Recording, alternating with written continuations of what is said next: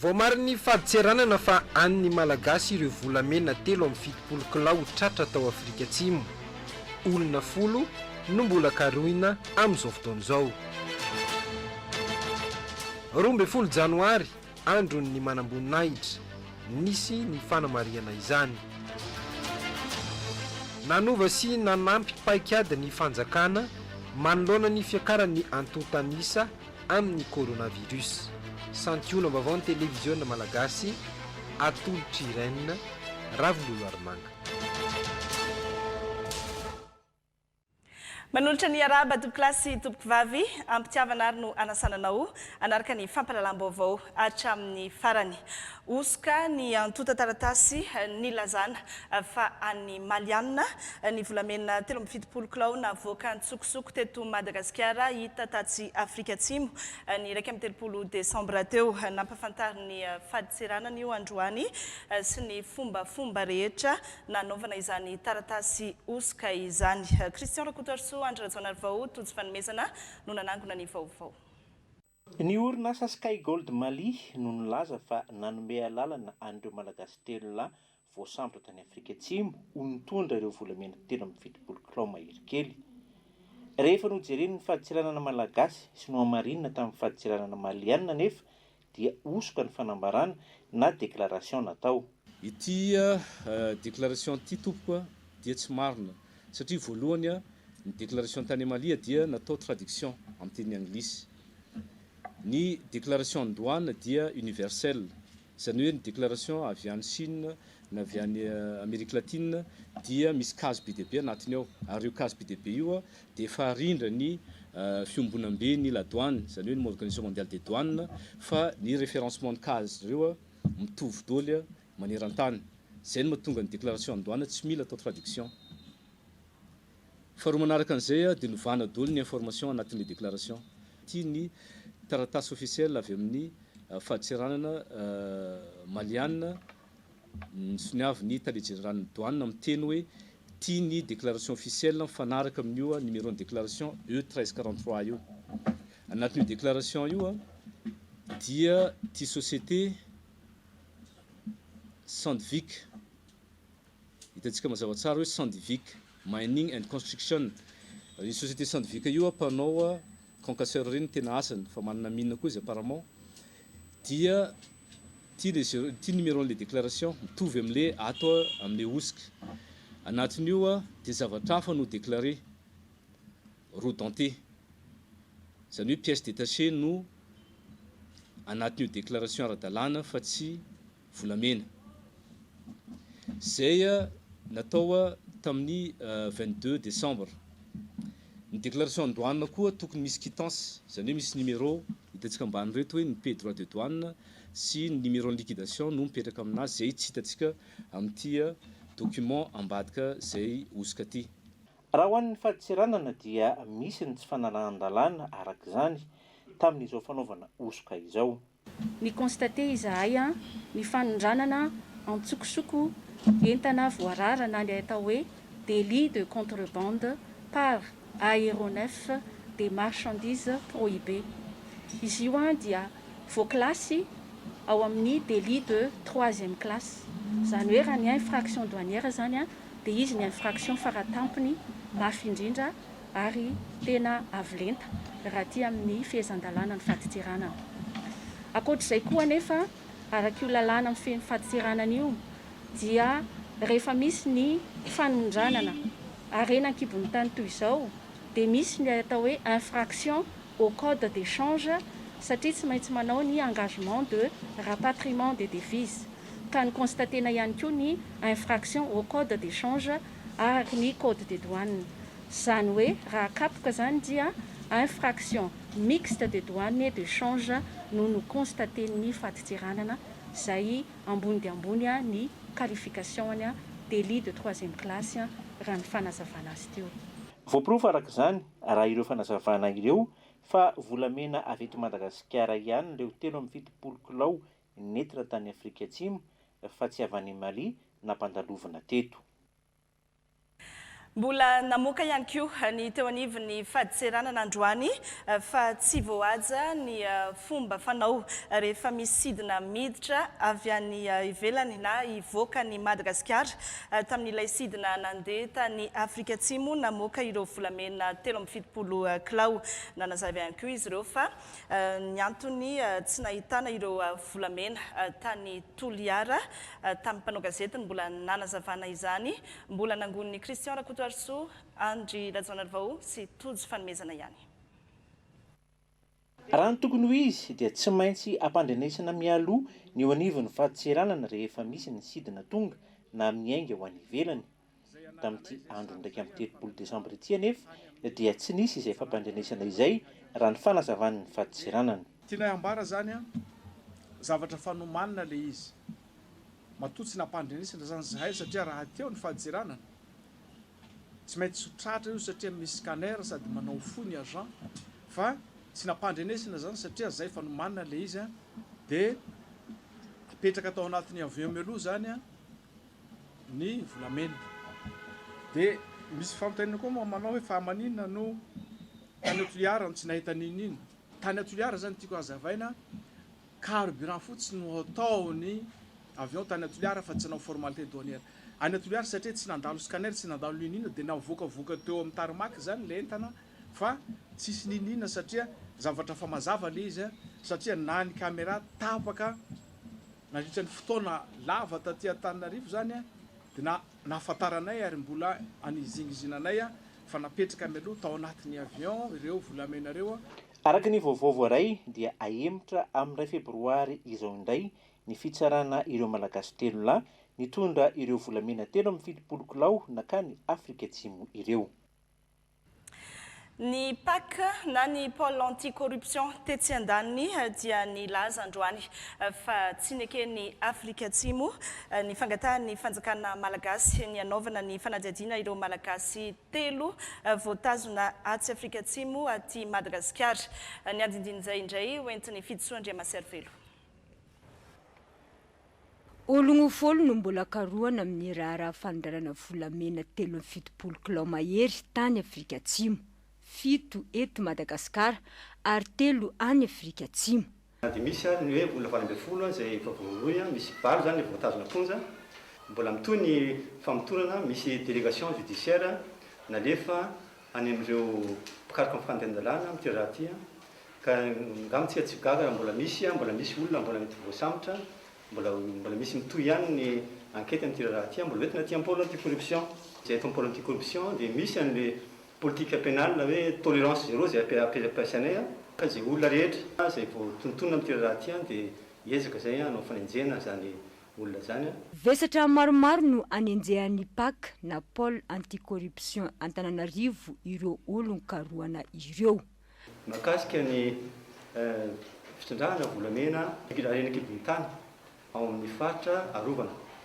Aveo koa misy ny fanondrahana zany arena kibon-tany tsokisoko zany dia ao anatin'io raha io dia misy koa zany ny kolikoly ary misy ny fanararaotana andraikitra.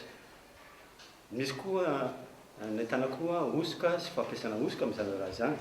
Mangataka ny itsarana ireo malagasy 3 sy amerenana ny volamena milanja 370 kilao mahery eto Madagasikara ny PAC. Tsy manana accord de coopération judiciaire i Madagasikara sy Afrika Atsimo araka ny nambaran'ny PAC. Ny fifanarana amin'ny alalan'ny SADC no entina itakina. Misy malagasy voatazona Afrika Atsimo misy volamena malagasy izay voatazona Afrika Atsimo dia izay atao pôle anti-corruption dia nangataka nanao fangatahana demande d'extradition ndreo olona reo mba ho tsaraina ty Madagasikara. Aveo koa dia nanao fangatahana demande rapatriement io volamena reo satria dia tokony ho saisir ty amin'ny pôle anti-corruption io volamena reo. Ireo fangatahana reo moa dia natao par voie diplomatique. Amin'ity raharaha fandranana volamena ity dia olona 8 no efa nahiditra amponja. Ireny zany ny vaovao mikasika ny fanondranana volamena tsokosoko ny voaka teto Madagasikara hita tatsy Afrika Atsimo ho hitatsika eo ihany ny tohiny 12 Janoary andro ny manam-boninahitra amin'ny maha-filoha faratampony folo alin-dah ny filoha malagasy Andry Rajoelina dia nanamarika izany niaraka tamin'ny vondrona mpiaro ny filoha izy eo anivon'ny fiadidinan'ny Repoblika. Fankalazana tsotsotra no natao satria dia misaona amin'izao fotoana izao ny folo alin-dah malagasy Nody Mandromaly, ny jeneraly Ratsiarivelo Radona, lehibe ny etat-major ny tafika nabakabaka. Ny andindiny-baovao hoentin'ny Tojo Fanomezana sy Andry Rajaonarivao.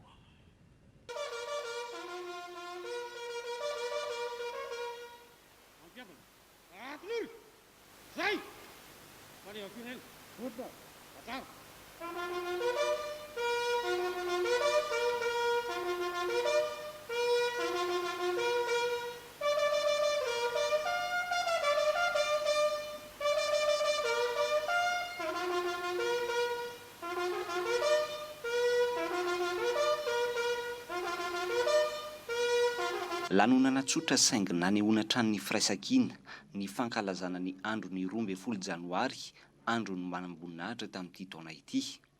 Miavaka trano ny eto amin'ny vondrona mpiaro ny filoha izay atrehan'ny filohampirenena izay filoha faratapon'ny filoha alin-dah sy ny ministry ny fiarovam-pirenena. Fotoana nanamafisan'ny filoha izay firaisan-kina izay. Andrakatsanany ny firalahiny, ny firaisan-kina, ny firaisapo, ny firaisan-tsaina. Eo anivony nareo manam-boninahitra rehetra manerana nosy mba ahafahanareo manatanteraka izany adidy masina ho an'ny tanindrazana apetraka aminareo izany. Amin'ny maha-filoha faratapon'ny folo alin-dah tenako dia tsy tsahatra ny anohana, ny anampy amin'ny fomba rehetra mba ametrahana indrindrindrindra sy amerenana ny asin'izany folo alin-dah izany. Nalanonana tsotra raha nefa dia hita teto avokoa ireo hetsika fanao amin'ity fankalazana ny andro ny manam-boninahitra ity toy ny fanolorana gisa.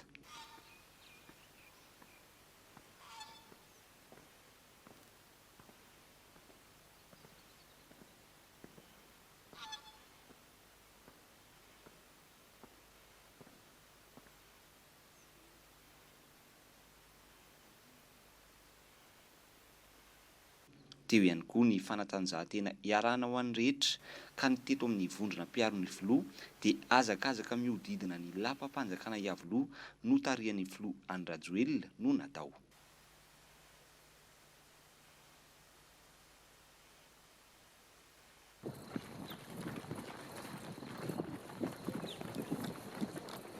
Raha tsy ahivina ny 12 janoary 1729 no niditra ny andiany voalohany tamin'ny akademia miaramila na akmilina ka izany no nametra an'ity daty ny 12 janoary ity ho andro ny manam-boninahitra.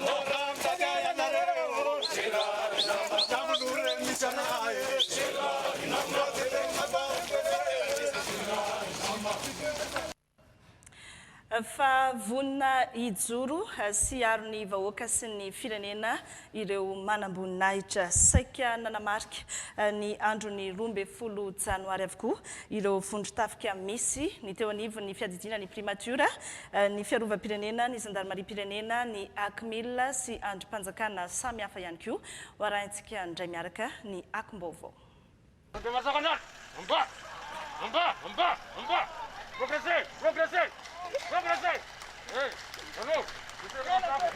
Ny manam-boninahitra zandry indrindra eto anivon'ny bataillon de sécurité de la primature no nandray ny fibaikona nanomboka tamin'ny 9 maraina ka hatramin'ny 12 ratoandro. Nomena ny laram-boninahitra vonjimaika adjudant chef ny premier ministre Tsay Christian sy ireo tale mpiara-miasa amin'ny akaiky. Ny roso avy hatrany tamin'ny azakazaka mihodidina ny fatra ny lapany mahazo arivo.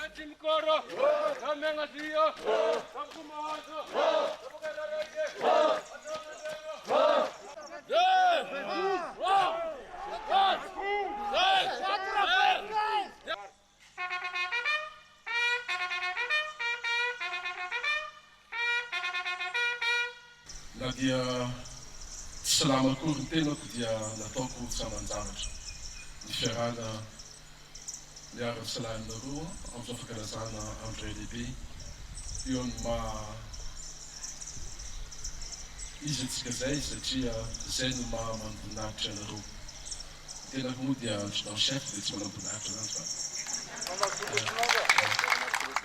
vondron-tafika natao hiaro ny androm-panjakana ny PSP eto Mazoarivo.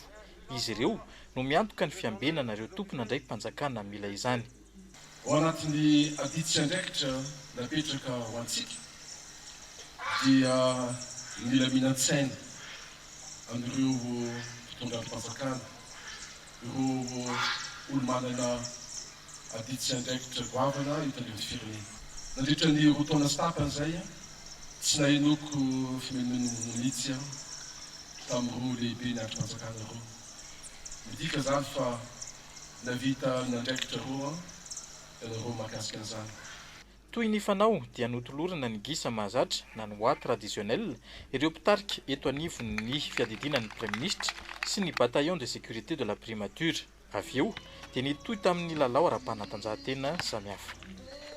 Mijoro hatrany ho tandroka ary ny vozana hiaro ny vahoaka sy ny fananany ho fitsinjovana ny tombotsoa ambonin'ny firenena ny tafika malagasy ka aloha alarana amin'izany ireo manamboninahitra izay nanamarika ny 12 janoary na dia mbola ao anatin'ny fisaonana aza noho ny fahafatesany generaly lehibe ny etamajor ny tafika anabakabaka. Mpiaraba ny manamboninahitra rehetra Sakanavaka eto Madagasikara amin'ny toerana misy anareo tsirairay avy any ary makasitraka ny efa vitanareo, makasitraka amin'ny asa fijoroanareo iarovana ny vahoaka sy ny fananany izay voalaza teo. Itsika koa amin'ity taona ity dia hanamarika ihany koa ny asa rehetrarehetra izay nitanterahana ary izay mbola tokony tanterahana ho fanatsarana hatrany ny lafiny fiarovana sy ny fandriam-pahalemana.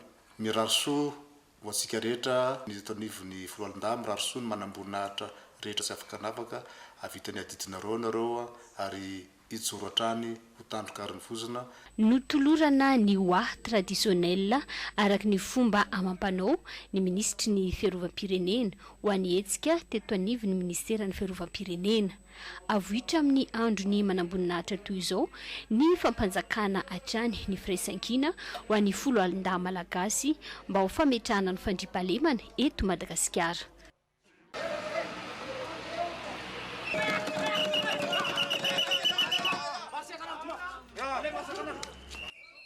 Baiko entotra no nentin'ny reto manamboninahitra zandriny sy namoa mandry reto manamboninahitra zokony teto amin'ny toby general Ratsimandrava Richard Andrifanambohijanahary tamin'ny 12 janoary ity.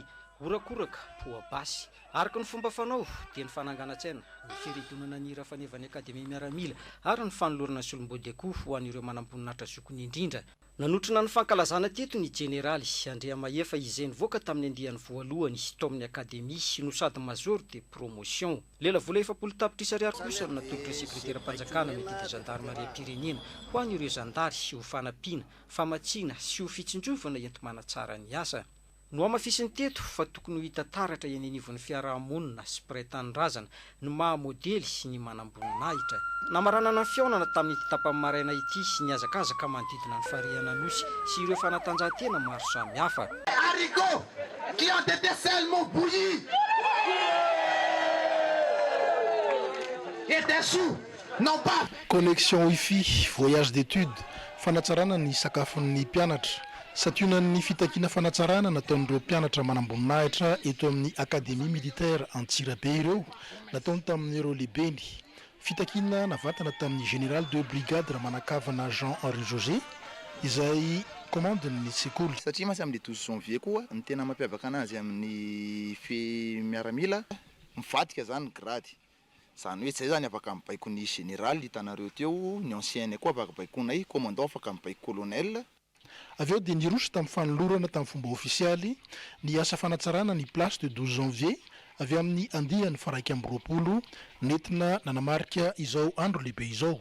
Tena fitakiana mihitsy reny mihitsy noho izy amin'iny fotoana ilazan'ny mpianatra ny zavatra tsy mety izay tokony hisy feedback makaty amin'ny mpitarika zany hoe inona ny zavatra tokony amboarina amin'ilay sekoly. Ohatra hoe ny fitakian-drareo teo zao hoe le resaka firatsahana amin'ny elinaina zay nisany tokony ho ananan'ny mpianatra manamboninahitra mivoaka avy zany privé zany dia tsy dia miankina loatra amin'ny sekoly ny tsy ahavitana azy fa ny manamboninahitra kely grady indrindra amin'ny androny 12 janvier no manao ny fibaikoana ka namafy azy ny fitenenana nataon'izy ireo dia tsy maintsy raisina ampitiavana izany hoy ny lehibeny.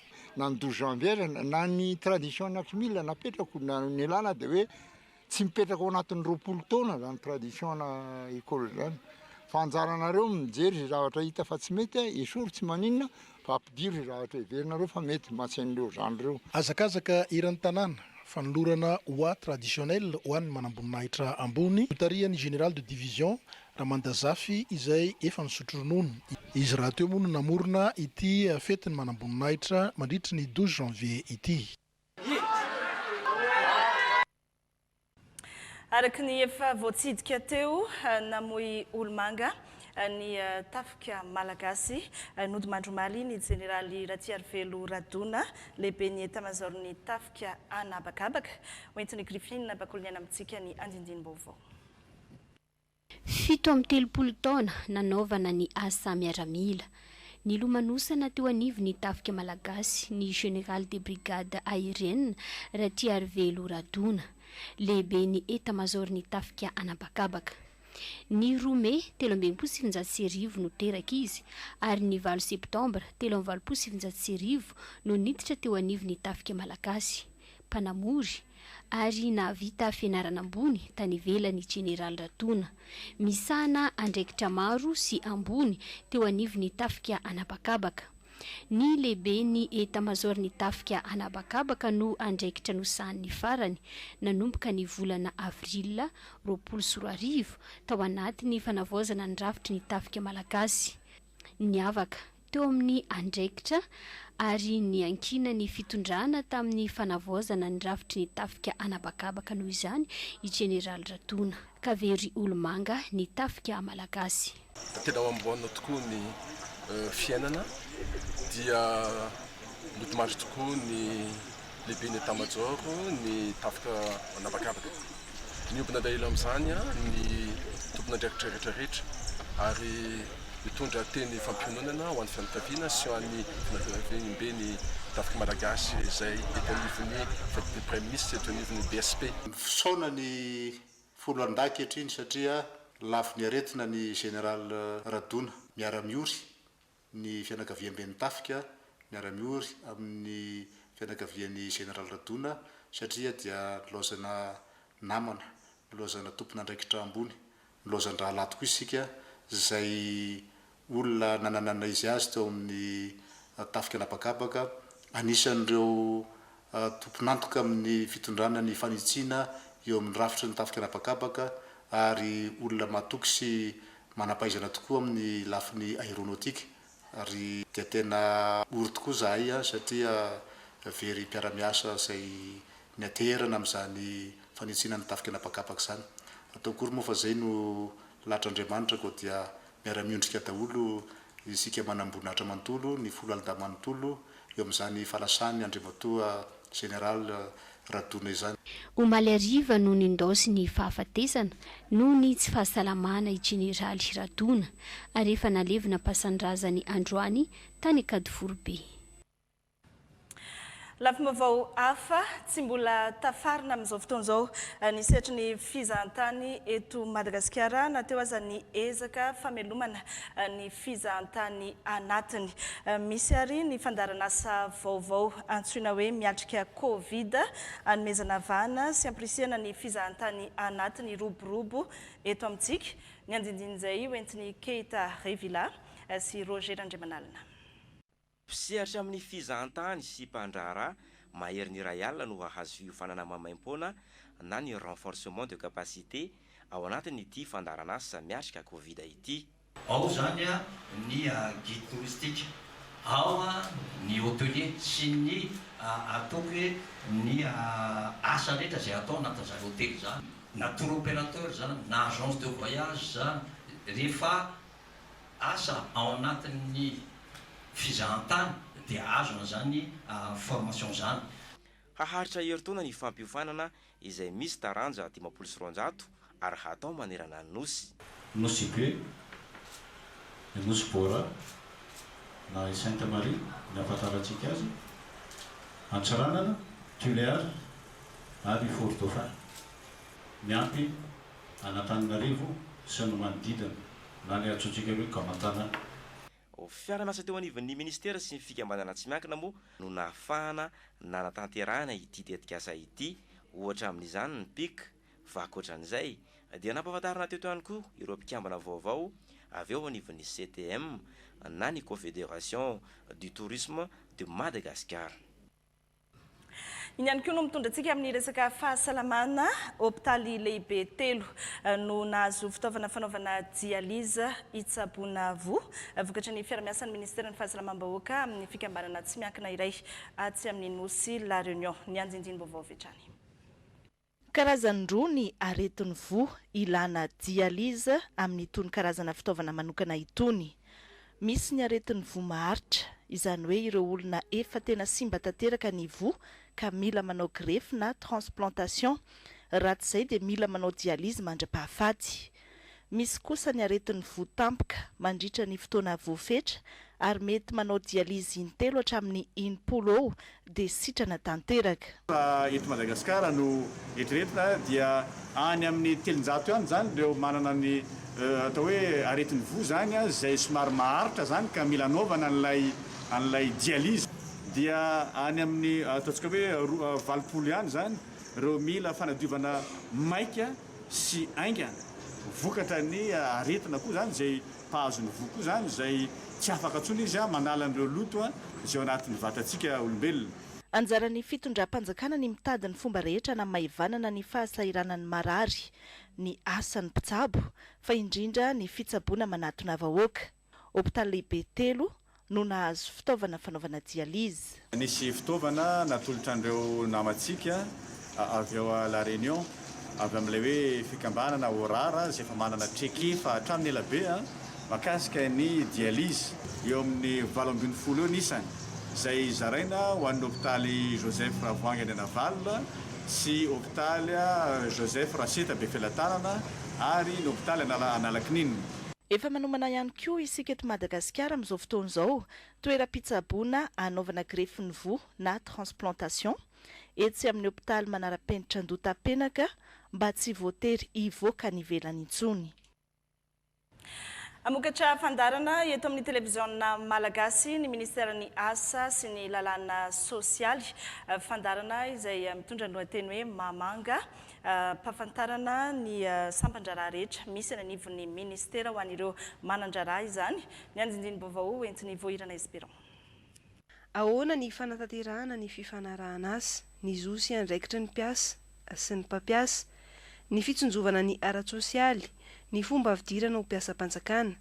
Isan'ireo fanontaniana maro mibosesika ao an-tsain'ireo mpila raharaha eo anivon'ny ministera ny fampananana asa, ny asa-panjakana ary ny lalàna sosialy ireo. Anomezana fanazavana misimisy kokoa no sady fanamborana ny fikarakarana ny antotan-taratasy, namokatra fandarana torolalana sy tolo-draharaha ny eo anivon'ny ity ministera ity. Mahafantatra mialoha ny vahoaka hoe izao ny lalana tokony alehany raha mitady antotan-taratasy avy amin'ny asa-panjakana ohatra izy na izao ny zo amanandraikiny raha hiditra ho mpiasa-panjakana izy na any amin'ireny orinasa tsy miankina ireny izy dia ho lavitra kokoa tsy hisy ny kolikoly raha mahafantatra mialoha.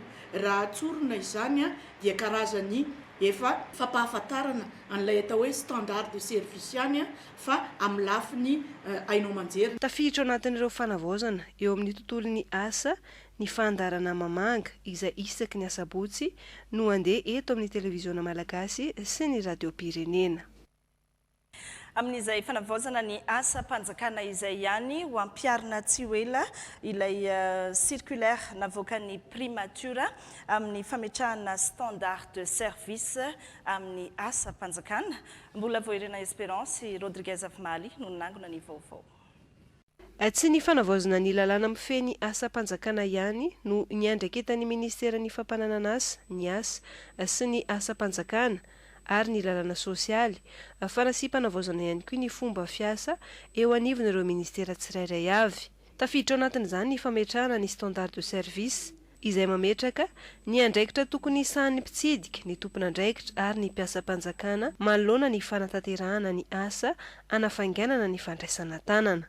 ady mikolikoly ny fametrahana standard de service, transparence ny traçabilité ny traitement ny dossier ny agent de l'état ny fametrahana standard de service ka amin'ity tonitya dia hiezaka moa ny ministera mba hitsirika andreo service public maromaro hoe aiza ho aiza isika amin'ny fanatanterahana an'ilay circulaire zay mivoaka tamin'ny mois de mai 2019 zay amin'ny resaka fanatanterahana ny standard de service dia anisany fanavoazana daholo zany a eto anatrehan'ny ministera indrindra fa izahay ato anatin'ny direction générale ny fonction publique. Tanjon'ny ministera ny anomezana kalitao sy hanatsarana ny tolotra omena ireo mpanjifa ny asa mpanjakana.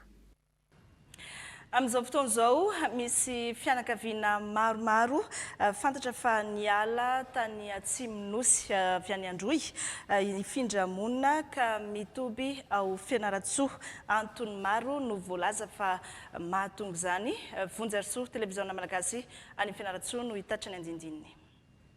Tsy tonga ho azy izao fialan'ireto fianakaviana efa ho efajato tany amin'iny faritra Atsimonosy iny izao fa tsy maintsy hovahana ny olana. Fitondram-panjakana amin'izao dia tsy mamela ireo, tsy atahorana mikasika an'ireo olona ireo fa sy ny fitondram-panjakana tany aloha amin'izao. Mahazo sakafo ireo mahazo trano na ny fahasalamana anjareo satria misy zaza madinika izao misy viavy bevoka, misy zokizoky olona koa akao izay tsy mety zahava. Misy ihany koa ny hafatra ho an'ny mpiray tanindrazana. Ao koa re tompoka tsy famitaka tsika. Aza ampidirina lalina ao anatin'ny fahasairanana no lefa sahirana. Ny fahasairanana zareo ao anatin'ny lakere zany dia araraotiny sasany fampanantenana pokaty dia vao may mametraka olana satria hitatsika fa dia zaza amam-behivavy ny kamaroany eritreretina fa hoe any no ahitana fiainana tsaratsara kokoa mihoatra ny amin'izany. Ny faritra Itasy, Diana ary Boeny no eritreretin'izy ireto honenana amin'izao diabe ataony izao. Na inona antony dia tsy mamela ireny fianakaviana ireny ny fitondram-panjakana famandray an-tanana azy ireo amin'ny alalan'ny ministeran'ny mponina. Ny andindin'izay vaovao mbola hoentin'ny televiziona malagasy any Fianaratsoa. Fianakaviana manodidina ny efajato avy any amin'ny faritra Atsimonosy iny no raisin'ny fanjakana an-tanana eto amin'ny faritra Matsatra ambony raha ny ainga tany an-toerana no ny antony maro. Tsisy ranorana ty Pangati telo tsy misy ranorana. Fangitsy ny raha ligna agnala e. Tsy ndesy miroro fa ie mody fangitsy ilana. Fambolena zany natao ay. Mihary. Fihariagna amizao zany lany tsisy vily ary lany ka. Zahay po na frena na marstanda na marsblanga lany. Rapanangana aleo mandeha ko. Simate. Zay manandrano bo mipetraka agny, zay manandraha vily hany. Fa zahay fa sy mana mandeha. Mato ambaza mikaramarama. Tegna tsy misy vola hampesa. Marmarsidraka. Ankoatr'izay dia nanambara ny ministry ny mponina tonga taty Fianaratsoa fa ireo olona ireo misy mampanantegna asa ho an'zareo. Zay mahatonga zareo miala ny tanàna misy zareo. Mampalahelo ihany zay amin'ny maha malagasy dia antanina tsara satria mbola hoatsona ny olona mitondra zareo an-tany satria misy resabola sisisisisisa. Arak'izany dia tsy maintsy hovahana ny olan'izy ireto amin'izao zava-misy izao.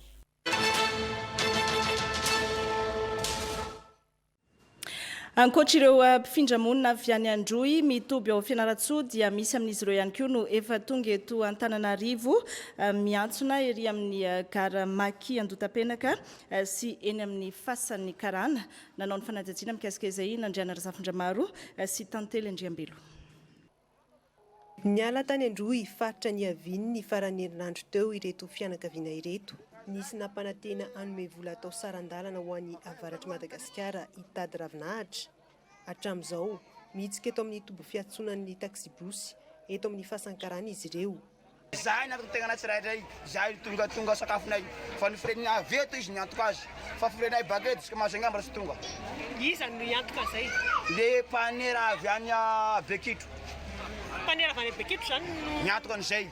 tonga avanay Majunga fa tsy ndeo eto aloha fa mpagnira avy ana Bekily dia niantso azy zahay dia milaza izy hoe amin'ny 12 hoe amin'ny raha e vamantifa vola zao hofirenareo zay le mahatonga vahoaka mitapitapy reto avy anareo nga le braomena sa izy le présidente mais mamprésident hoe zahay samy razandraiky aloha dia hoe dia izy vononjonay tsy eo amin'ny fahasankarana ihany no misy ireo mpifindra-monina ahitana ihany koa eto amin'ny gare routière Andotapenaka ny eto indray milaza ny efa nahazo sarandalana miandry fiangana sisa omby anareo andeha Namakia fa miala eto androany zahay miala eto androany nareo mianakavy reo hoany Namakia koa mianakavy iany itondra nareo Namakia tondranay Namakia zay andeha taxi plus sa andeha tobily karazany tao zay tsy haiko fa misy miantoka anareo sa ia miantoka anareo tsy haiko mariny tobily io fa ato frenay zao fa départ boka Bekily dia izy miantoka frenareo makany Namakia iza zany olona zay iza zany olona zany olona zalahy ny dilipo fisofreny dilipo raha ny filazan'izy ireo nitsaoka ny ahitany any atsimo no antony ifindran'ny-monina izao zahay avy Bekily zahay io le ay bakagny zany tany ay kere maty ty anako fito naho kere mizay naho andesako mandeha hipay sakafo hohany andeha ho Namakia tena marina ombanay dia fa tsy misy ihany fa hoe izy tany fikarama ilesana gn'olo dia ilesa tegna izy ndraiky koa mba mivemagna agnaby gn'olo dia lasa koa tegna mba magnaraka izay mbany mandra-piandra ny fiangany ireto olona avy any atsimo ireto any amin'ny toerana ho alehany nahazo vary avy amin'ny komity ny tompo-piantsonana miteto amin'ny fahasankarana efa taonany maro no niainan'ny mponina any amin'ny faritra Atsimonosy iny ny kere efa nisy araka izany ireo mpifindra-monina tamin'izany ary namboly tany anaty ala no nataon'izy ireo tamin'izany fotoana amin'izao zany dia miakatra eto an-drenivohitra izy ireo efa misy ny paikady hoentin'ny fitondram-panjakana amin'izay fifindra-monina izay Njaka Serge Andrenarso no hitatra ny andindiny vaovao maro no ny fandimby taona maro ny efa lasa fa nitoetra trano ny kere ho an'ny mponina amin'ny toerana tsy maintsy ianjadiany izany isa-taona tamin'ity kere taloha tsy nahita hanigny ho ny hanigny zahay tsy nihinagna balahazo tsako tsy ino ty ho nakarakarako azy tsy nisy raha ho nakarakarako azy satria tsy mbe tsy nitohy ty fiaignako ao ireo mponina tsy maintsy miaritra noho ny aton-javatra maro ny tanindrazana ny fananana ny fiariana misy kosa ireo mitsaomponenana tsy fidiny satria aleo maty rapitso toy izay maty anio avy ambovondraika tonga dia ndesiny jaly n-tegna ka mijaly tsisy oragna any amboliagny balahazo matymaty ao balahazo tsisy rano matetika nefa izy ireny no miteraka olana eo anivon'ny fiarahamonina ny vantanany satria sady tsy manatany fa mitongony ihany hafa no manimba ny toerana izay sendra azy ireny hatramin'ny alan-javaboary arovana azy zay moa zany mifindra ty zareo avy any tsisy tsony le tany mifindrana dia voatery ary dia zay tany hitandreo fa metimety velomana eo zany miararotindreo hipetrahana sy anaovana zay velotenany zareo reo taona 1924 hatramin'ny 1924 no tena nampirongatra io fifindra-monina noho ny kere io eto amin'ity faritra misy atsika ity zany atao hoe Madio Zato fokotanina Ambonga Maranitra ao anatin'ny commune rurale Andranofatsika araka zao ahitantsika anazy zao tena hoe tsisy ala tsony hazo tsirairay sisa maniry dia nanomboka aloha zany tamin'izany fotoana zany ny fikapana hazo tsikelikely nandeha tsikelikely dia avy eo nitohy tamin'ny fanaovana charbon dia ny nefarany zany dia nambolen'le nisy namboly katsaka zany sy namboly mangazo ty toerana ty mazava mipaikady mpanjakana ety manohatra ity fahavoazana ateraky ny haintany any amin'ny faritra Atsimonosy ity misy nitetika maharitra ilana fotoana sy fahavononana ny fanatanterahana azy ary efa manomboka amin'izao fotoana izao mifanindran-dalana amin'izay anefa dia tsy maintsy atao aloha izay anavotana ny olona efa miady amin'ny anoanana noho ny kere tsy voava hatramin'izay raha ny alaolana mikere dia ny fanarenana ara-tsosialy mponina no isan'ny tetikady azo ampiarina tsy maintsy fatarina nefa ny tena isan'ny mponina marefo marina ahafahana manatanteraka ny asa efa voafaritra amin'izany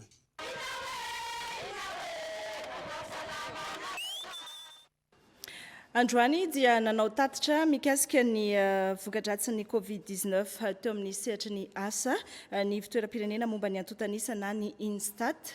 Fantatra tamin'izany fa ny sehatra ny zavakanto sy ny fizahantany no tena voamafy raha tsy dia voakasika firy kosa ny fambolena sy ny fiompiana. Babi Stéphane sy Rija Rakotson. Tafakatra 7.7 isanjato ny tany fahaverezana asa teto Madagasikara tamin'ny volana Jona 2020. Ny ena 4.4 isanjato izany ny volana Oktobra no ny famahana miandalana ireo fipetra fiarovana amin'ny fiparitahan'ny valanaretina.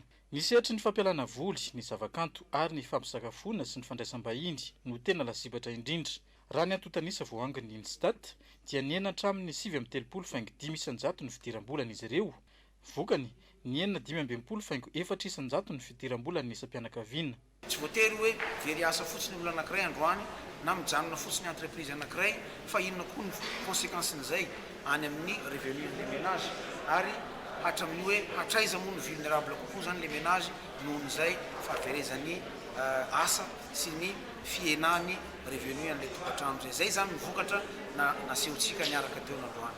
Fa nadiadina teo anelanela ny volana Aogositra sy Novambra no nazahoana ireo antotanisa ireo izay natao tamin'ny fianakaviana 7.9 ny volana Aogositra ary fianakaviana 7.3 ny volana Novambra. Antotanisa izay entina manitsy ny politika mpanjakana momba ny asa sy ny fampananana asa aorian'ny krizy ara-pahasalamana.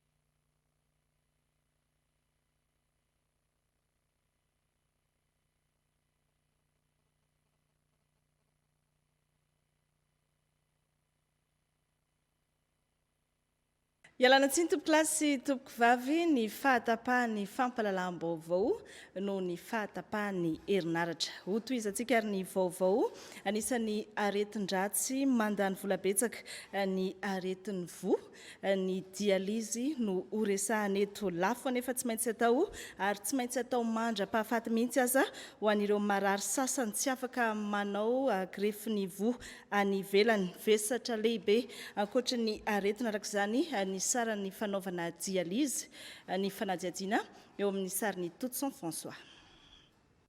Roa taona nanaovana dialyse zao izy io, indroa isan-kerinandro izy no tsy maintsy manao azy ity. Ny sariny aloha tena mafy, tena entana. Raha atao anatin'izay roa taona izay hoe 400 millions ngamba efa mety ho lasy na mahery FMG. Mavesatra arak'izany ny saran'ny fitsaboana ny vo amin'ny alalan'ny fanaovana dialyse. Latsaky ny 5 isanjato n'ireo marary mila manao dialyse no manana fahefana mahatanteraka izany araka ny tokony ho izy. Ty raha artificiel ty miaraka amin'reto accessoire reto 90 000 ariary na 7 alina. Dia reto ty acide ty 50 000 ariary 10 alina. Dia ty solitaire ty eo amin'ny 30 000 ariary eo 3 alina. Ny fitaovana fotsiny ilaina anaovana dialyse dia efa mahatratra eo amin'ny 5 alina sy 1 hetsy. Izany hoe ny totalin'ny fanaovana dialyse anankiray dia mihoatra ny 10 hetsy. Tsy mifidy na lahy na vavy ny aretin'ny vo. Ka eo amin'ny fisorohana dia ny fisorohana fototra aloha satria ny tena mamela ny vo be indrindra dia ny tosidra ambony sy ny diabeta. Ao anatin'ny fisorohana ny tosidra ambony sy diabeta izany dia tsy misy zavatra ny fomba fiainana tsotra sy misy fampiasam-batana, sakafo tsy be sira, sakafo tsy be siramamy, fa voalanjalanja sy antonony tsara amin'ny abetsana. Manana tolo-kevitra sy etaeta tokony hanampiana ny marary, tsy manana fahefana anao grefy ny vo any ivelany ka voatery tsy maintsy manao dialyse tsy voafetra izy io. Raha ny vanana azy tsara kokoa ny raha ohatra hoe tsy mandoa session aloha zany voalohany indrindra. Les sessions zany somary mafimafy ihany les sessions. Moa le matériel anaovana dialyse koa zany miakatra andro manala ny vidin'le izy. Indraindray nefa ianao alcool tsy mahita.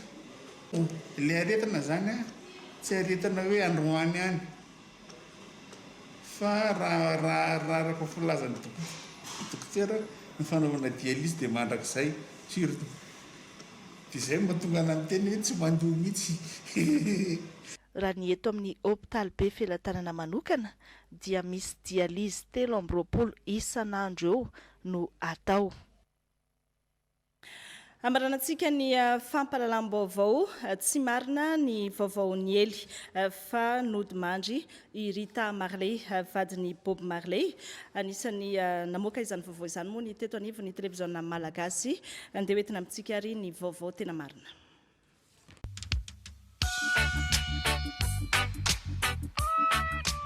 Nizy mahalasa teo ny paritaka tamin'ny tambazotra Antserasera fa nody mandry i Rita Marley andefy mandry ny Bob Marley andrareziny ny mozika reggae. Tsy marina nefa io vaovao io fa fake news araky nambarany zanany vavy izay zanaky Bob Marley ihany koa. Naneo horonan-tsary nanehoany andreny ity farany izay 7 taona amin'izao fotoana izao.